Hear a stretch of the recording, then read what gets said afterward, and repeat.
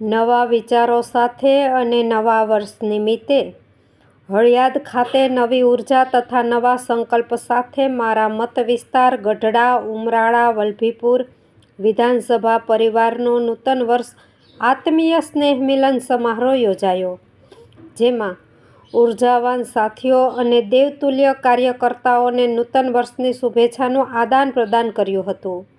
આ કાર્યક્રમ ગઢડા વિધાનસભાના ધારાસભ્ય મહંત શંભુનાથ બાપુ ટુંડિયા તથા બાબુભાઈ જેબલિયા તેમજ જિલ્લા પંચાયતના સદસ્યશ્રી, જિલ્લા ભાજપના પદાધિકારીશ્રીઓ, તાલુકા ભાજપના પ્રમુખ મહામંત્રીશ્રીઓ, શહેર ભાજપના પ્રમુખ મહામંત્રીશ્રીઓ, નગરપાલિકા પ્રમુખશ્રીઓ, તમામ મોરચાના પ્રમુખ મહામંત્રીશ્રીઓ, તાલુકા પંચાયતના પ્રમુખશ્રીઓ, તાલુકા પંચાયતના સભ્યશ્રીઓ, નગરપાલિકાના સભ્યશ્રીઓએ સંગઠનના તમામ હોદ્દેદારો, કાર્યકર્તા તેમજ આગેવાનશ્રીઓ હાજર રહ્યા હતા.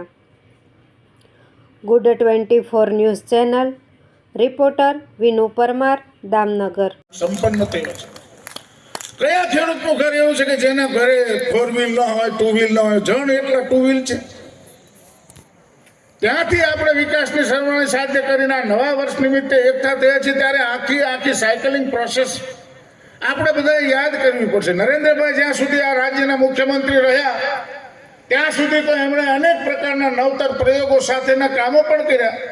કન્યા કેળવણી શાળા પ્રવેશ ઉત્સવો કર્યા. ઉત્સવોના માધ્યમથી અનેક વિસ્તારની અંદર ધારાસભા વિસ્તાર વાઇઝ એમણે પોતે કામો કર્યા. એ બધું આપણે યાદ કરવું જોઈએ આજના દિવસે. 2014ની સાલના જ્યારે એ પહેલી વખત પ્રધાનમંત્રી તરીકે સદનના ફ્લોર પર એમણે પગ મૂક્યો અને ત્યારે સાષ્ટાંગ દંડવત પ્રણામ કરી અને સદનની અંદર એમણે પ્રવેશ કર્યો. એ વાતનો પણ હું સાક્ષી છું, કારણ કે 6 મહિના પહેલા હું રાજ્યસભા સદસ્ય બની ગયો. અમે અંદર લોબીમાં ઉભા